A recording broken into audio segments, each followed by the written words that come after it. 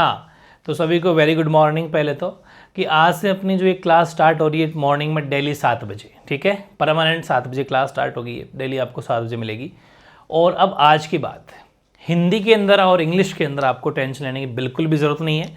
बस मैं जैसा कहूँ वैसा करते जाओ। ये जो अपने 15 डेज़ का प्लान लिया है, 15 दिसंबर तक 15 वीडियो, ठीक है, डेली का एक वीडियो आज आएंगे। आज 2 तारीख हो गई, तो मैं आज आपको 2 वीडियो प्रोवाइड करा दूंगा। मतलब वो एक दिन अपन डिले हो गए, लेकिन वो वापस कवर कर लेंगे आज का आज। तो मतलब 15 डेज 15 क्लास, ठीक है। इसके अंदर क्या है कि अपना टारगेट है 95 प्लस लाना है अपन को इसमें, ठीक है। 95% प्लस हिंदी इंग्लिश में लेके आएंगे 100%। लेकिन ये जो कैप्सूल सीरीज हो, आप कैप्सूल सीरीज ना माने, अपन ने हालांकि हिंदी का कंप्लीट कोर्स कर रखा है और कंप्लीट कोर्स इंग्लिश का भी कर रखा है, लेकिन अब जो अपन ने ये सीरीज चलाई है इसमें बिल्कुल नए, बिल्कुल न्यू का मतलब है जैसे मैं इसमें आपको व्याख्याएं भी कराऊंगा, तो जो व्याख्या है वो मैंने और ज़्यादा उसमें आपके लिए मेहनत करी है, कुछ 1-2 पॉइंट और जोड़े हैं, ठीक है। जैसे अपने प्रसंग भी जोड़ दिया, संदर्भ भी जोड़ दिया, व्याख्या जोड़ दी, विशेष जोड़ दिया एक प्रॉपर वे में, ताकि और अच्छे मार्क्स आपको मिले। और कुछ इंपॉर्टेंट क्वेश्चन भी है, ठीक है, मतलब सब कुछ ही। तो इसलिए अगर आपको फुल चैप्टर पढ़ना है तो वो अपना प्रोवाइड है ही पहले से ही। और अब आपको करना है क्या है कि इस सीरीज को अच्छे से समझने के लिए आपको एक अलग रजिस्टर बनाना है। वो मेरी बात आपको माननी है। गद्य और पद्य दोनों खंड अपन करेंगे उस रजिस्टर में। और ये कैप्सूल सीरीज आपको 95% प्लस मार्क्स दिलाने वाली है। परसेंटेज मतलब 80 नंबर का कोई पेपर है, 100% 75 प्लस मार्क्स आप लेके आने वाले हो आराम से। बस मैं कहूँ जैसा करते रहो, क्योंकि अपन साइंस स्ट्रीम के होते हैं या फिर कोई कॉमर्स वाला होता है या फिर कोई आर्ट्स वाला होता है, तो हिंदी इंग्लिश को तो हल्के में लेता है शुरू से ही कि अपन लास्ट में पढ़ लेंगे। तो वो दिन अब आ गए हैं। तो अब क्योंकि बराबर वेटेज जैसा 80 मार्क्स का पेपर होता है, तो इसमें अपन 100% तैयारी करने वाले हैं, ठीक है। चलिए शुरू करते हैं। बहुत शानदार सा सेशन है अपना। हाँ, लेकिन खास बात यह कि अपन पहले चैप्टर की पार्ट की समरी जरूर पढ़ेंगे। समरी बिना कोई सा भी चैप्टर आपको नहीं पढ़ना है। क्यों? इस समरी में क्या ऐसा खास बात है? पार्ट सार में इसी क्या खास बात है? पार्ट सार में यह खास बात है कि पूरा पार्ट का सार अगर समझ में आ गया तो बनने वाले क्वेश्चन सारे अपन मन से लिख सकते हैं। पूरे क्वेश्चन मन से लिख सकते हो आप। हालांकि मैंने इंपॉर्टेंट क्वेश्चन लगाए हैं, उन्हीं में से आएंगे लगभग, लेकिन फिर भी कोई क्या पता छोटा मोटा बाहर से आ भी जाए। हालांकि अपन छोटे क्वेश्चन के लिए MCQ सीरीज और चलाऊंगा मैं, वो आपको टेस्ट लूंगा, उसमें छोटे वाले क्वेश्चन हो जाएंगे। लेकिन फिर भी लाइन टू लाइन क्वेश्चन आपको पढ़ना है अगर, तो थ्योरी एक बार समझनी है। हर चैप्टर की समरी पढ़ेंगे अपन, ठीक है। जैसे कि जो पार्ट सारे भक्तिन वाला जो चैप्टर है, अपन आज कौन चैप्टर स्टार्ट करने जा रहे हैं? आरो भाग 2 गद्य खंड, उसका भक्तिन जो महादेवी वर्मा लिखा है, बहुत ही गजब का चैप्टर है, ठीक है। इसमें अपन क्या करेंगे? गद्यांश पढ़ेंगे, पाठ का सार पढ़ेंगे और इंपॉर्टेंट क्वेश्चन। सारे गद्यांश नहीं पढ़ेंगे, ये कैप्सूल सीरीज है। और 100% मुझे ऐसा लग रहा है जो मैंने पहला गद्यांश लिया आज का, लगभग वही छपेगा, ठीक है ना। तो ध्यान रखना, 2 ही गद्यांश लिए, मात्र 2, क्योंकि कैप्सूल तो कैप्सूल ही होता है छोटा। पार्ट सार समझते हैं एक बार। देखो, भक्तिन जो है वो दुबले शरीर और छोटे कद की महिला थी। पहली बात, वह बहुत सेवाभावी स्वभाव की थी। उसके गले में कंठी माला देखकर महादेवी ने उसका नाम भक्तिन रख दिया। एक्चुअली क्या है कि ये चैप्टर है, इसमें 2 महिलाओं की स्टोरी है, मैं आपको बताऊं, ठीक है। एक तो महादेवी वर्मा खुद है, एक ऐसी लड़की की कहानी है जो मतलब गरीब परिवार की हैं, बहुत ज़्यादा दुख सही हुई हैं, ठीक है। अपने छोटी सी उम्र में शादी हो जाती है उसकी, उस हस्बैंड की डेथ हो जाती है, तो फिर वो अपने काम के लिए कहीं ढूंढती है कि काम मिल जाए। तो फिर महादेवी वर्मा के यहाँ काम करती है, नौकरी करती है एक नौकरानी की तरह, ठीक है। तो ये पहले अपन ये जो भक्तिन जहाँ पर लिखा हुआ है, एक्चुअल में इसका नाम लक्ष्मी है। इसका नाम इसके घर वालों ने, जो पंडित जी नाम रखते हैं अपने, उसका नाम लक्ष्मी रखा था। लेकिन एक्चुअल में ये इतनी गरीब, इतना दुख सुख है कि ये खुद भी कहती है कि मुझे आप लक्ष्मी ना पुकारें, क्योंकि जैसा मेरा नाम है वैसा मेरे पास कुछ भी नहीं है। भाई, लक्ष्मी का मतलब क्या होता है?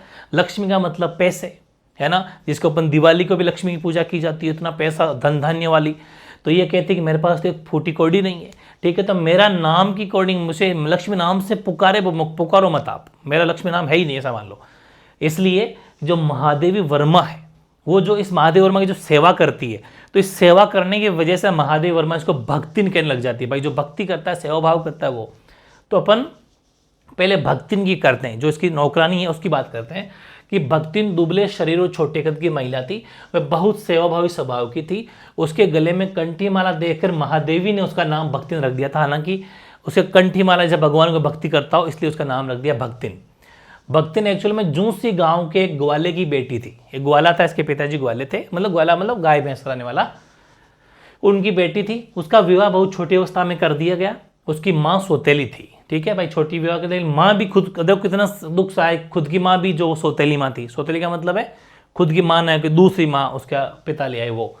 उसने भक्तिन के पिता की मृत्यु का समाचार उसने बहुत दिन बाद मिला। जब भक्तिन जब पिता से मिलने गई तो उसके पिता की मृत्यु का पता चला। ये आपको अपने पहले पढ़ रखा है। एक्चुअल में भक्तिन क्या आता है, ये जो भक्तिन है, भक्तिन का मतलब नौकरानी, वो जो महादेव वर्मा की है, इसके पिता की मृत्यु हो जाती है।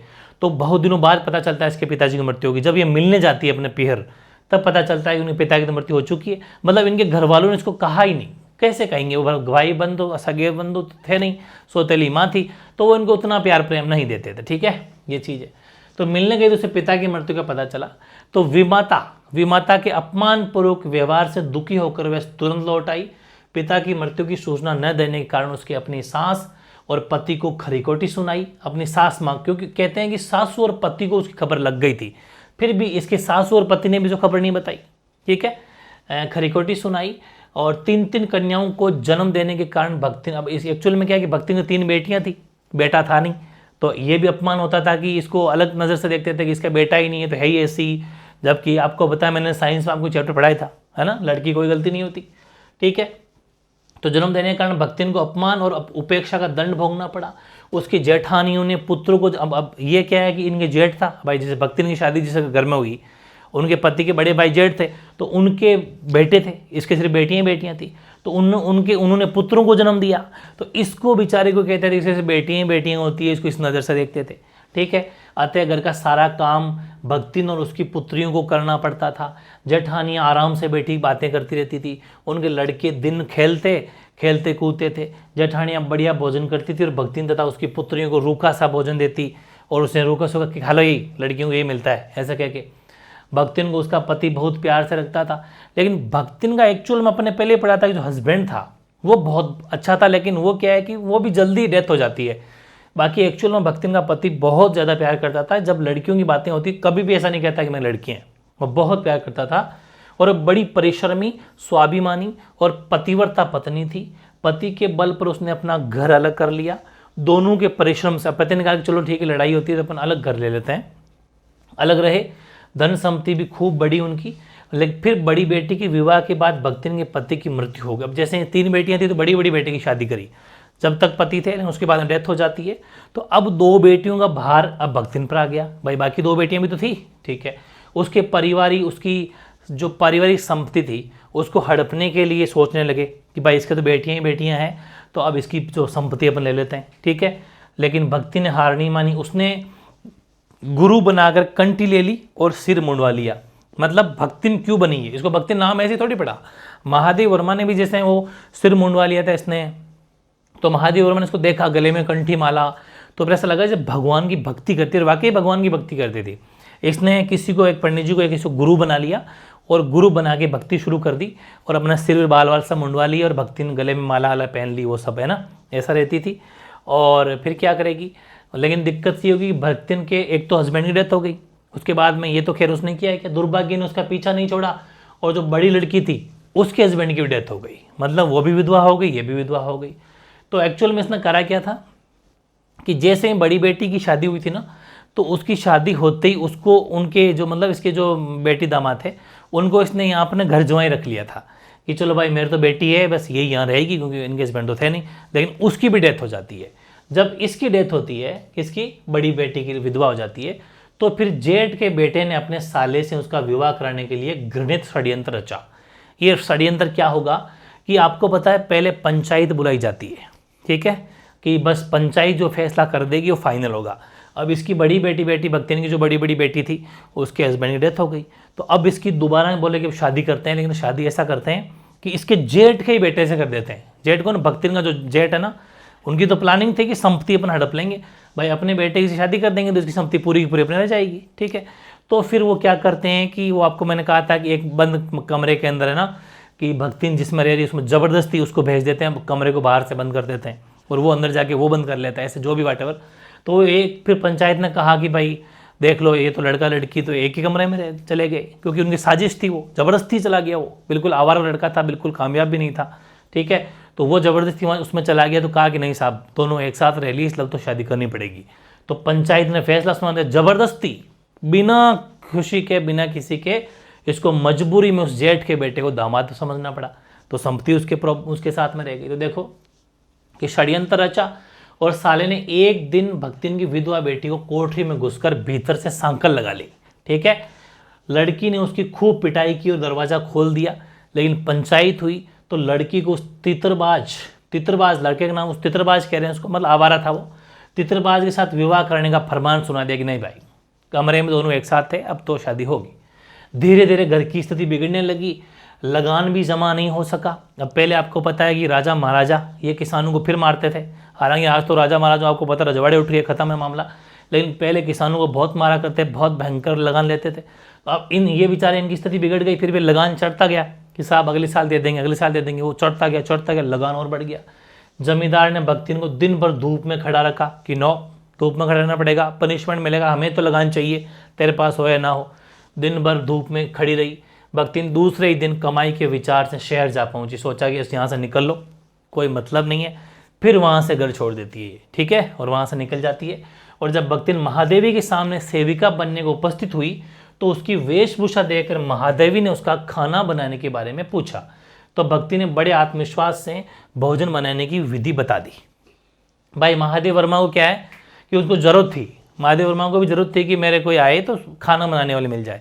तो वो इससे पूछा कि तू खाना बना लेगी, कैसे खाना बनाएगी, तो उसने पूरा सिस्टम बताया होगा, भाई ऐसे ऐसे तरीके से मैं खाना बना लूँगी। तो महादेव वर्मा ने सोचा यार ठीक है, तो फिर इसको रख लेते हैं काम पर। तो भक्ति ने पहली बार थाली में मोटी चित्तीदार 4 रोटियाँ और गाढ़ी दाल परोसी। वो बिल्कुल गाँव की देहाती महिला थी, वो ज़्यादा रूल अपने जैसे पतली रोटी बनाना है, दाल, वो सिस्टम नहीं जानती थी। उसने मोटी मोटी 4 रोटियाँ और गाढ़ी दाल बना के रख दी कि लो महादेवी खा लो। महादेवी को धक्का सा लगा, अरे यार ये तो क्या बनाएगी, ये तो मुश्किल लगा। तो फिर धीरे धीरे महादेवी जी ने स्वयं को भक्तिन के अनुसार ढाल लिया, खुद को उसके अकॉर्डिंग ढाल लिया कि ठीक है एडजस्ट कर लेंगे। तो महादेवी जी के बहुत प्रयत्न करने पर भी भक्तिन के आचरण में कोई सुधार नहीं हो पाया। भाषा, वेशभूषा, स्वभाव ज्यों का त्यों रहा, मतलब उस पर कोई असर नहीं हुआ। महादेव वर्मा ने खूब कोशिश की कि इसको एडजस्ट कर लेंगे, इस पर कोई असर नहीं हुआ। लेकिन महादेव वर्मा बहुत ज़्यादा समर्पित है उसके प्रति, तो वो उनकी हमेशा उसकी बात मानेंगे और जैसा बनाएगी कर लेंगे, एडजस्ट करते हैं, क्योंकि उन्हें पता है कि बहुत गरीब है और बहुत दुख झेली हुई है। भक्तिन देर से सोने पर भी महादेवी से पहले जागती थी। देखो ये बड़ी चीज़ है, देर से सोती थी फिर भी महादेवी से पहले, क्योंकि वो सेविका का असली फर्ज निभाती थी। और वह महादेवी की उत्तर पुस्तिका, मतलब जो आंसर की टीचर थे ना, अध्यापक थी, उसको उत्तर पुस्तिका बांध कर रख देती, अधूरे चित्र को कोने में रख देती, रंग की थालियों को धो देती, लिखते समय महादेवी की भूख प्यास का ध्यान रखती और महादेवी के साथ जागती रहती, ठीक है। भक्तिन हर समय महादेवी जी के साथ रहना चाहती थी। बद्रीनाथ की जब यात्रा की थी महादेवी ने, तो उसके साथ में ही गई थी वो, ठीक है। महादेवी के आगे चलती थी और धूलयुक्त मार्ग पर पीछे चलती थी, ठीक है ना, कि धूल युक्त मार्ग पीछे चलती, बाकी आगे चलती। अपने परिवार में झगड़ा झंझट होने पर गाँव नहीं जाती थी, है ना, और महादेवी को भी गांव में सुरक्षित रखना चाहती थी। अपने जोड़े हुए 105 रुपयों से सारी समस्याएं हल करने का भरोसा दिलाती थी। ऐसा कहती थी कि मेरे पास 105 रुपये जोड़े, आप टेंशन ना लो, अपन सब कर लेंगे, इतना भरोसा उसमें था। महादेवी और भक्तिन के बीच में मालकिन और नौकरानी जैसे संबंध नहीं थे, एकदम जैसे कोई फ्रेंड रहते हुए ऐसा मालकिन, वरना आपको पता है मालकिन इतनी कहाँ है ना, एक बार में ऐसी रोटी बना निकले ऐसे आउट, ऐसा सिस्टम नहीं था। तो दोनों सहेली की तरह रहती थी, ठीक है। वह हर प्रकार से महादेवी को प्रसन्न और संतुष्ट रखने का प्रयत्न करती थी। और महादेवी की छात्राओं के प्रति स्नेहपूर्ण और परिचित, क्योंकि वो बच्चों लड़कियों को पढ़ाती थी महादेवी, इसलिए उनके प्रति सम्मान का भाव रखती थी। और स्वतंत्रता आंदोलन में महादेवी जी के जेल जाने की बात सुनकर वह भी उनके साथ जेल जाने का निश्चय कर चुकी थी। किंतु एक दिन तो भक्तिन को महादेवी से बिछोड़ना ही होगा, उस अंतिम विदाई से बचने का उसके पास कोई उपाय नहीं था, क्योंकि फिर जेल में तो कैसे साथ जा सकते हो, जेल के तो नियम कायदे हैं, उसमें जिसको जेल हुई वही जा सकता है, ठीक, क्योंकि ये स्वतंत्रता आंदोलन में कूदी थी, इसलिए इनको जाना पड़ा, बाकी वो नहीं जा सकी। तो ये चैप्टर की समरी आपको समझ में आ गई, कैसे हैं गरीब महिला, कैसे दुख झेली और कैसे महादेव वर्मा के पास में, कैसे महादेव वर्मा नौकरी पर रखा। अब कैसा भी क्वेश्चन आ जाए समरी से आएगा तो छोड़ोगे नहीं। तो स्टोरी आपको याद होगी। फिर मैंने क्या रखा है, क्वेश्चन आंसर आगे लिए हैं, फिर मैंने आपके सामने 2 गद्यांश रखे हैं। दो गद्यांश, ये मुझे 100% मस्त लगता है और 100% चांस है कि ये इस बार 100% आ जाना चाहिए। ठीक है, फिर भी मैंने एक रिस्क और ली, एक और लिया है, दो गद्यांश छांटे, सिर्फ 8-10 गद्यांश आपको इसमें सिर्फ दो ही छांटे हैं, 100% चांस इनमें से आ जाएगा। ठीक है, फिर भी फुल चैप्टर आपको फिर पढ़ना हो तो मैंने आपको फर्स्ट कमेंट पिन कर दिया है, उसमें जाके पढ़ सकते हो। पहले इस गद्यांश को पढ़ लो कि मेरे पास वहां जाकर रहने के लिए रुपया नहीं है, वह मैंने भक्तिन के प्रस्ताव को अवकाश न देने के लिए कहा था, पर उसके परिणाम ने मुझे विस्मित कर दिया। भक्ति ने परम रहस्य का उद्घाटन करने की मुद्रा बनाकर और पोपला मुंह मेरे कान के पास लाकर होले होले बताया कि उसके पास 5 बीसी और 5 रुपया गड़ा रखा है, उसी से वह सब प्रबंध कर लेगी। फिर लड़ाई तो कुछ और अमृति खाकर आई नहीं है, अब जब सब ठीक हो जाएगा तब नहीं लौट आएंगे। भक्तिन की कंजूसी के प्राण पूंजीभूत होते होते पर्वताकार बन चुके थे, परंतु इस उदारता के डायनामाइट ने डायनामाइट का अचानक से विस्फोट होना, ठीक है, क्षण भर में उन्हें उड़ा दिया। इतने थोड़े रुपयों का कोई महत्व नहीं, परंतु रुपए के प्रति भक्तिन का अनुराग इतना प्रख्यात हो चुका है कि मेरे लिए उनका परित्याग मेरे महत्व की सीमा तक पहुंचा देता है। अब सुनो, ये तो गद्यांश है। वैसे तो क्या होता है कि गद्यांश की लैंग्वेज सेम होती है, भाषा सरल होती है, समझ में आ जाती है, लेकिन तरीके से लिखना है। सबसे मोटी बात है संदर्भ की, संदर्भ लिखना है आपको। संदर्भ पहले मैंने आपको शायद संदर्भ वगैरह नहीं लिखवाएंगे, थोड़ा मॉडिफाई करना है अपन को। पहले अपन को लिखना है संदर्भ। संदर्भ का मतलब है कि ये जो गद्यांश हमने लिया कहाँ से है, तो प्रस्तुत गद्यांश हमने हमारी पाठ्य पुस्तक आरोह भाग 2 है ना, उससे लिया है, जिसकी लेखिका महादेवी वर्मा है। ठीक है ना, या फिर इतना और मॉडिफाई कर सकते हो कि प्रस्तुत गद्यांश हमारी पाठ्य पुस्तक आरोह भाग 2 से, ठीक है, भक्ति नामक पाठ से, ठीक है, भक्तिन नामक पाठ या अध्याय बोल दो इसको, भक्ति नामक अध्याय, ठीक है, भक्ति नामक अध्याय से लिया है, जिसकी लेखिका महादेवी वर्मा है। प्रॉपर बन जाएगा। फिर है प्रसंग। संदर्भ का मतलब रेफरेंस, आपने ये कहां से पहचानो। तो हालांकि मैं इसके ऊपर बहुत गजब की चीज समझाने वाला हूं आपको। इसके ऊपर क्या बताने वाला हूं कि जैसे ही आपको वो लेखक परिचय मैंने पहले करवाए थे, उसको और मॉडिफाई करूंगा। लेखक परिचय और कवि परिचय भी बहुत शानदार, वेरी फनी तरीके से अपन पढ़ने वाले। ठीक है, प्रसंग, ये मक्खी बड़ी परेशान करी भाई। प्रसंग, लेखिका ने इस अंश में भक्तिन के त्याग भाव का परिचय कराने वाली एक घटना का वर्णन किया है। प्रसंग क्या है कि लेखिका ने इस अंश में भक्तिन का जो त्याग भाव है उसका परिचय कराने वाली घटना का वर्णन किया है कि उसके क्या त्याग भाव, पैसों वाली बात है ये कि 5 बीसी 5 रुपया जो मैंने इकट्ठा कर रखा है, मतलब त्याग है। हालांकि कोई बड़ी रकम नहीं है, लेकिन त्याग भी तो है। बात करेंगे अपन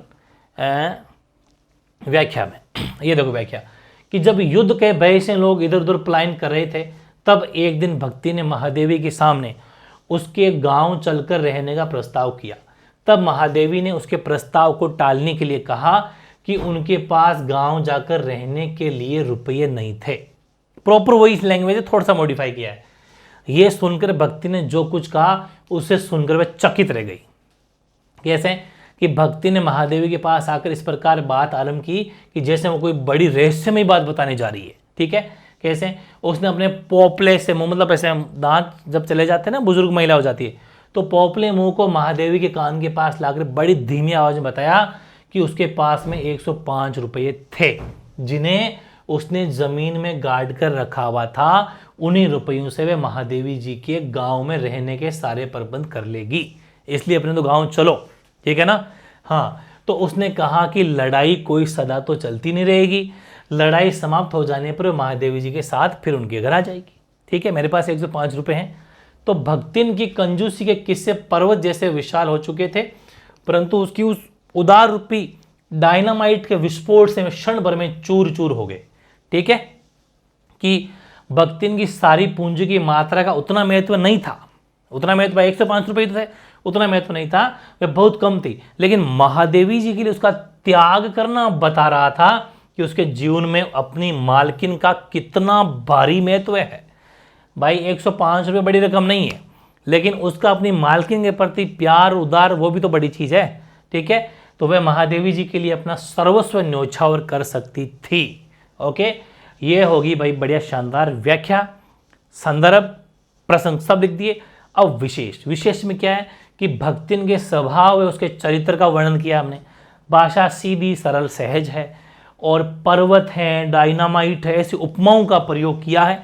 उपमाओं द्वारा शैली में अलंकारिता भी थोड़ी उपस्थित है, मतलब थोड़ा ऊपर देख सकते हो कि उपमाओं द्वारा शैली में अलंकारिता भी उपस्थित, मतलब अलंकारिक, थोड़ी भाषा को थोड़ा अलंकारिक बनाया है, ठीक है ना। तो ये बहुत शानदार हो जाएगा। अगली बात देखते हैं। अगला एक मैंने और व्याख्या ली है, वो ये है कि भक्तिन और मेरे बीच में सेवक स्वामी का संबंध है, ये कहना कठिन है। आपने पहले भी कहा था कि दोनों के बीच में सेवक सेविका का संबंध नहीं है, दोनों के बीच में एक सहेली जैसा संबंध है, क्योंकि ऐसा कोई स्वामी नहीं हो सकता जो इच्छा होने पर भी सेवक को अपनी सेवा से हटा नहीं सके। ऐसा कोई स्वामी है क्या? इच्छा है कि ना तो ढंग की रोटियां बनाती है, ना कोई बात मानती है, सिर्फ देहाती बातें करती है, तो मालिक तो 1 सेकंड में निकाल देगा उसको। तो देखो, इच्छा है निकालने की, फिर भी अपनी सेवा से नहीं निकालता, ना हट सके, ठीक है। और क्या है, और कोई सेवक भी सुना गया जो स्वामी के चले जाने का आदेश पाकर अवज्ञा से हंस दे। तो भक्तिन को नौकर कहना उतना ये संगत है जितना अपने घर में बारी बारी से आने वाले अंधेरे उजाले और आंगन में फूलने वाले गुलाब और आम के सेवक का माना। भाई जैसे अपने घर में कभी उजाला आता है तो कभी अंधेरा, अपन ये कहते हैं कि हमारा नौकर है, कह सकते हो नौकर। अरे वो तो एक प्राकृतिक घटना है, ठीक है, नेचुरल है, वो आता है चला जाता है, उसको अपन जिस हिसाब से उनको अपन नौकर नहीं कह सकते, वैसे इसको भी अपन नौकर नहीं कह सकते, ठीक है। जिस प्रकार एक अस्तित्व रखते हैं, जिसे सार्थकता देने के लिए हमें सुख दुख देते हैं, उसी प्रकार भक्तिन का स्वतंत्र व्यक्तित्व अपने विकास के परिचय के लिए ही मेरे जीवन को घेरे हुए हैं। संदर्भ तो अपना वही रहेगा, सेम टू सेम पिछला लिख देना कि प्रस्तुत गद्यांश से, प्रस्तुत गद्यांश से नहीं आएगा, प्रस्तुत गद्यांश हमारी पाठ्य पुस्तक आरो भाग 2 से लिया गया है, या फिर आरो भाग 2 के अध्याय भक्तिन से लिया गया है, जिसकी लेखिका महादेवी वर्मा है, ठीक है। वो अध्याय वो लिख देना, आरो भाग 2 के अध्याय, ठीक है, अध्याय भक्तिन, ठीक है, भक्तिन से लिया गया है, जिसकी लेखिका महादेवी वर्मा है। प्रसंग, इस अंश में महादेवी बता रही है कि उनका और भक्तिन का संबंध सेविका और स्वामी का संबंध नहीं कहा जा सकता। ये तो खैर इजी है, प्रसंग रटना नहीं है, सेम वही जो इसमें लिखा वो प्रसंग में लिखा जाता है, छोटा उसको शॉर्ट में लिखा जाता है बस। व्याख्या पूरी हुबहू छापनी है, उसमें जो क्या है उसको बढ़ा चढ़ा के अपने शब्दों में लिखना होता है बस। महादेवी कहती है कि भक्तिन केवल कहने भर के लिए उनकी सेविका थी, बस कहते थे कि सेविका, बाकी एक्चुअल में ऐसा नहीं था, हमारे बीच में दोस्ती का संबंध था।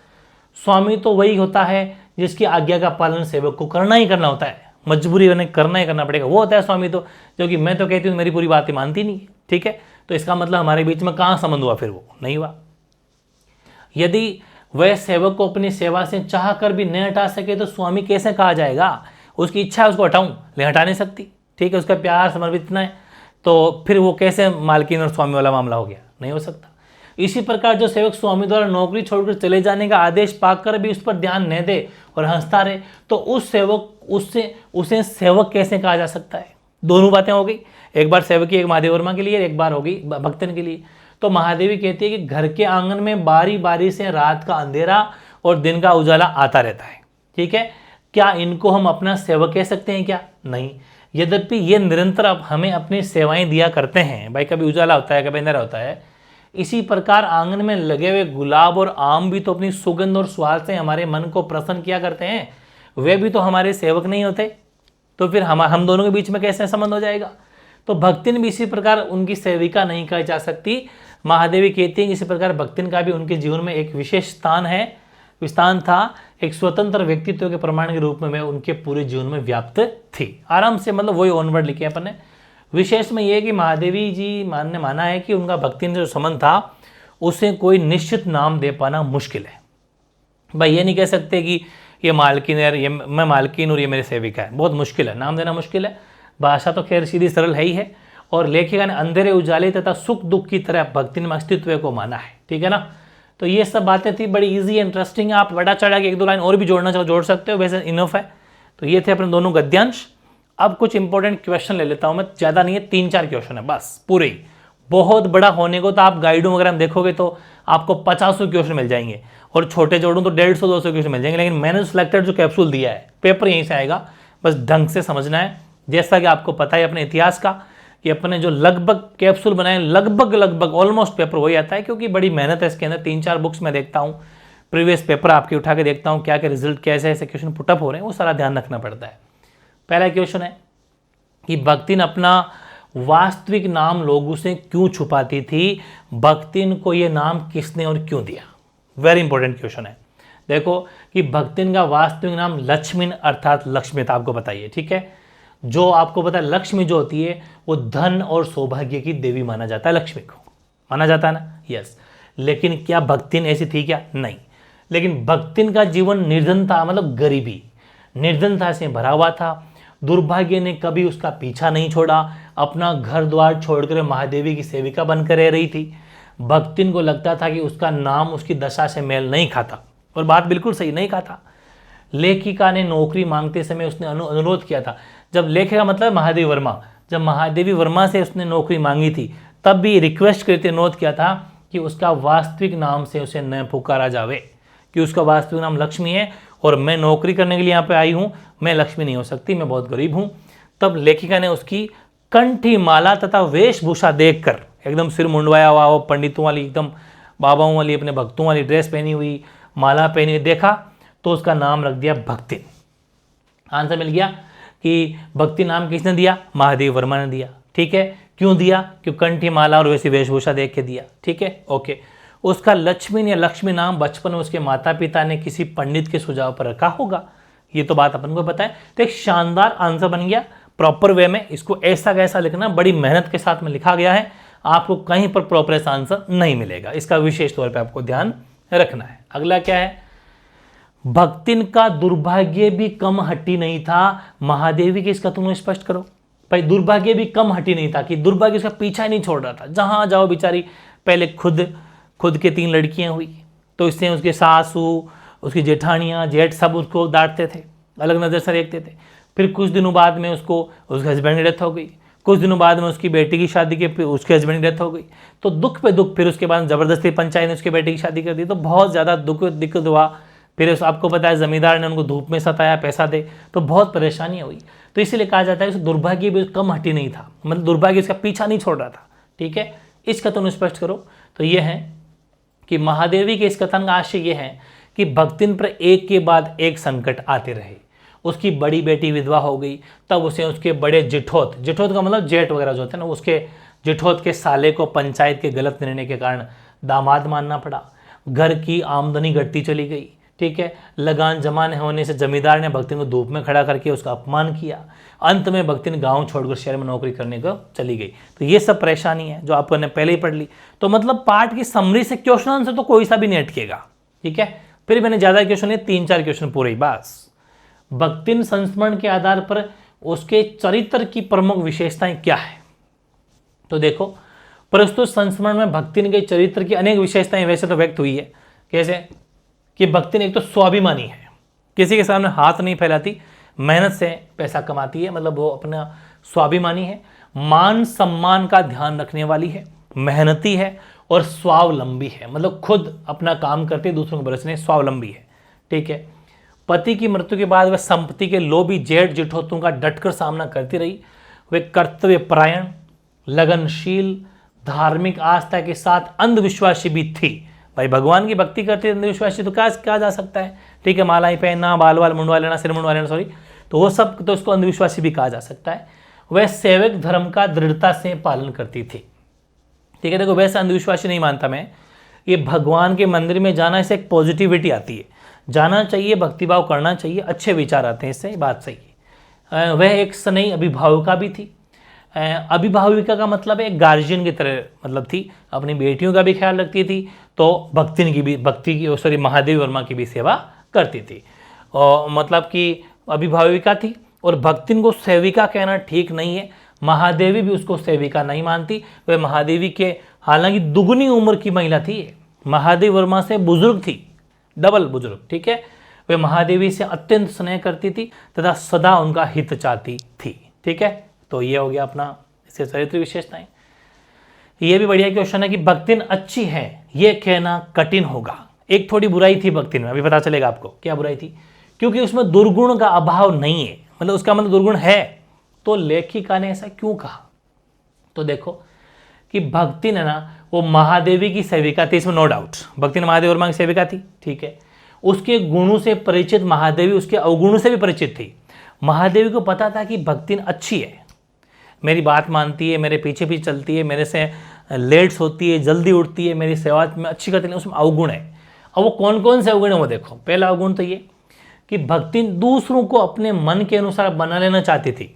वो खुद के अकॉर्डिंग बना लेती, जैसे महादेव वर्मा को अपने अकॉर्डिंग ढाल लिया उसने, परंतु खुद बिल्कुल भी नहीं बदलना चाहती कि मैं तो वैसी रहूंगी, ठीक है ना। महादेवी के लाख कहने पर भी उसने अपने आप को नहीं सुधारा। कितना भी कल रोटियां मोटी बनाना, काम वैसा ही करना, वैसे ही बोलचाल, उठ बैठ, पहनावा वैसा का वैसा, नो चेंज। दूसरा, वह इधर उधर पड़े महादेवी के रुपयों को मटकी में छुपा देती थी और अपने इस काम को चोरी नहीं मानती थी। वो कहती थी इसमें क्या हो गया, घर के पैसे हैं, घर मैं तो यहीं रहती हूँ, तो ये पैसे मैं संभाल कर रख रही हूँ, इसमें क्या चोरी थोड़ी ना है, पैसे थोड़ी ऐसे इधर उधर गिरने दूंगी। जबकि एक्चुअल में वो अगर पैसा कहीं मिला तो उसको महादेवी देना चाहिए था, लेकिन नहीं, खुद मटके में छिपा देती थी, इसको चोरी नहीं मानती थी। उसका तर्क की देखो फैक्ट क्या था कि अपने घर में रखे रुपयों को संभाल कर रखना उसका तो कर्तव्य है, इसमें क्या दिक्कत है, कर्तव्य फर्ज बनता है मेरा। तीसरी बुराई, महादेवी को प्रसन्न रखने के लिए वे झूठ भी बोलती थी और वे झूठ, वो फिर उसको झूठ नहीं मानती कि नहीं मैं तो मजाक कर रही हूँ, झूठ थोड़ी है। मतलब महादेवी को खुश करने के लिए झूठ भी बोलती थी, फिर भी झूठ उसको नहीं मानती वो कि नहीं झूठ नहीं बोली, मैं ऐसे ही कह रही हूँ, ठीक है। और वे शास्त्रों की व्याख्या अपने हित में अपने अनुसार कर लेती। ये जितने शास्त्र पढ़ती ना भाई, जैसे क्योंकि भगवान की भक्ति तो करती थी ना, तो उनको अपने अनुसार व्याख्या करते कि नहीं ऐसा नहीं, इसमें ऐसा कहा गया है, जबकि उसमें ऐसा नहीं होता था। तो बड़ी ये कुछ बातें हैं कि अवगुणों से भी मतलब नहीं थी, इसमें अवगुण भी थे, अवगुणों से भी दूर इसको नहीं रखा जा सकता। और आज का लास्ट क्वेश्चन है कि महादेवी वर्मा द्वारा लिखित जो भक्तिन पाठ है उसके शीर्षक की सार्थकता और प्रकाश डालिए। भाई इस चैप्टर का नाम रखा भक्तिन, तो ये शीर्षक सही है या गलत है, सही बैठ रहा नहीं बैठ रहा, इसकी कितनी सार्थकता है बताओ। देखिए तो भक्तिन शीर्षक से स्पष्ट होता है कि भक्तिन जरूर कोई वैरागन है। भाई भक्तिन से मतलब है कि कोई है वैरागी, मतलब घर बार छोड़ा हुआ है कोई। वैरागी का मतलब क्या होता है, जो घर बार सब त्यागा हुआ हो, वैरागन है। और जो सबको छोड़ छाड़ कर ईश्वर भजन में विरक्त है, उसमें गृहस्थ और सन्यासी दोनों का सम्मिश्रण है। लेकिन इसमें थोड़ा बहुत गृहस्थ और सन्यासी दोनों का सम्मिश्रण है, अपनी बेटियों की भी याद करती है, परिवार को भी थोड़ा थोड़ा याद करती है, थोड़ा गृहस्थ और सन्यासी दोनों टाइप के इसमें गुण है। भक्तिन का वास्तविक नाम लक्ष्मी था। बचपन में विवाह होने पर अनेक जिम्मेदारियों को वहन करती लक्ष्मी नाम के अनुरूप सुख संपदा से कोसों दूर थी, इसलिए अपना नाम लक्ष्मी नहीं कहलवाना चाहती थी। लेखिका ने उसकी वेशभूषा देकर उसे भक्ति नाम दिया था। भक्तिन के जीवन का संघर्ष में पक्ष का चित्रण करना लेखिका का उद्देश्य रहा है, जिसमें सफल भी रही है। इसलिए भक्तिन शीर्षक की उसके नाम के जीवन के अनुरूप सफल व वाकई सार्थक है। कैसे कि भाई एक तो भगवान की भक्ति करती है, भक्तिन होती है। दूसरी, अपना कहीं पर भी कोई काम करे और सामने वाले की अगर सेवा करे तो वो भी तो भक्ति नहीं है। तो इस तरीके से इसका नाम इसके अनुरूप रखना भक्तिन सही, बिल्कुल सही बैठता। लक्ष्मी जरूर इसके नाम से मेल नहीं खाता था, इसके काम से मेल नहीं खाता था, इसकी सिचुएशन के अकॉर्डिंग नहीं था, लेकिन हाँ भक्तिन है वो बिल्कुल सार्थक व सफल है। तो ये था भाई आज का इंटरेस्टिंग चैप्टर। कैसा लगा कैप्सूल ज़रूर कमेंट करना। और ऐसे कैप्सूल में सारे 15 बनाऊंगा, पढ़ने वाला पढ़ लेना, 100% 95% आराम से बनेंगे हिंदी इंग्लिश में। और देख लेना पेपर यहीं से बनेगा, प्रैक्टिस करो, दिन रात एक करो, ठीक है। कोई भी डाउट हो जैसा पूछ लेना, ज़रूर बता दूंगा। आज से अपन आज चैप्टर आपको 2 भी मिलेगा, क्योंकि आज अपन तारीख 2 हो गई तो अपन को भरपाई करनी है, वो आपको दोपहर तक मिल जाएगा, दोपहर बाद तक मिल जाएगा।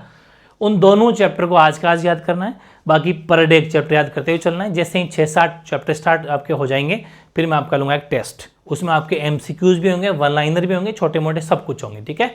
कोई भी और प्रॉब्लम हो और कैसा लगा कैप्सूल जरूर कमेंट करना, ठीक है। ओके।